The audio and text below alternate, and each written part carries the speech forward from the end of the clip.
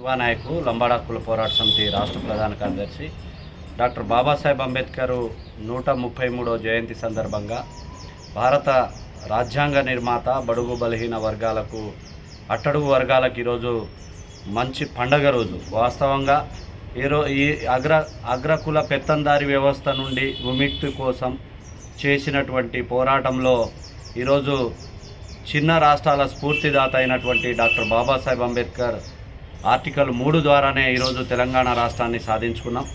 SC, ST, BC మైనార్టీలకు సంబంధించినటువంటి ఉద్యోగ రాజకీయ రిజర్వేషన్లను కూడా డాక్టర్ బాబాసాహెబ్ అంబేద్కర్ ద్వారా సాధించగలిగాం.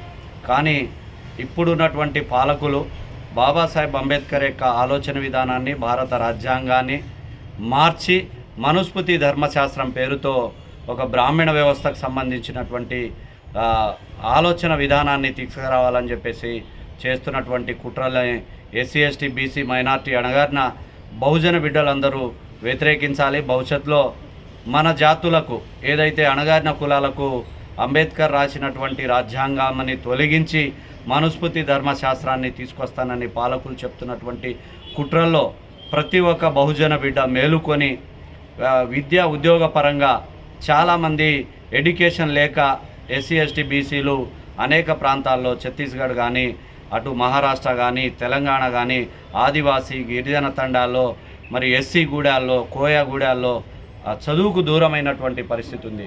బాబాసాహెబ్ అంబేద్కర్ చెప్పారు, ఓటు అనే ఆయుధం ఒకటి మనకుంది, అదే జ్ఞానం అనే ఆయుధం కూడా మన దగ్గర ఉండాలి. ఈ రెండుని మనమే ఎక్కువ ఇచ్చే కాడ మనం ఉండాలి, కానీ పుచ్చుకునే దగ్గర అణగారిన కులాలు ఉండొద్దు. మనం ఎప్పుడైనా చేయి ఇచ్చే కాడు ఉండాలి, కానీ పుచ్చుకునే దగ్గర ఉండొద్దని చెప్పేసి బాబాసాహెబ్ అంబేద్కర్ చెప్పినటువంటి ఆశయాలకు అనుగుణంగా ప్రతి ఒక్క బిడ్డలు చదువుకొని జ్ఞానవంతులై అంబేద్కర్ యొక్క ఆలోచన విధానాన్ని చదవాలి. భారత రాజ్యాంగంలో ఈరోజు ఏజెన్సీ ప్రాంతంలో ఉన్నటువంటి 5-6 షెడ్యూల్లో ఉన్నటువంటి ప్రాంతాలని తొలగిస్తూ మరి ఏజెన్సీ జీవోలని తొలగించినటువంటి కేంద్ర రాష్ట్ర ప్రభుత్వాలు కరోనా టైంలో జీవో నెంబర్ 3ని తొలగించి మరి ఏజెన్సీ ప్రాంతంలో ఉన్నటువంటి ఆదివాసీలకు పూర్తి అన్యాయం చేసినటువంటి భారత ప్రధానమంత్రి నరేంద్ర మోదీ గారు మరి ఈ విధంగా ఇబ్బందికరమైనటువంటి పరిస్థితులను చేసుకున్నటువంటి పరిస్థితిని మేము గమనిస్తూనే ఉన్నాం. ఎందుకంటే భవిష్యత్ తరాలు రేపు మనము అడుక్కునే పరిస్థితిలో ఏర్పడకూడదు.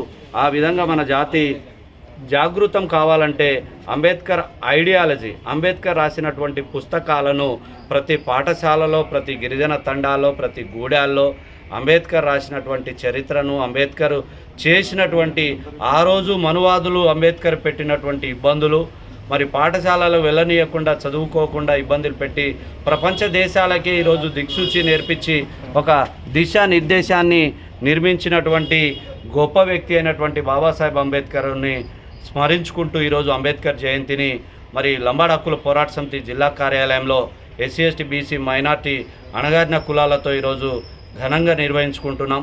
అంబేద్కర్ ఆశయాల కోసం నిరంతరం పనిచేస్తామని తెలియజేస్తూ జై భీమ్.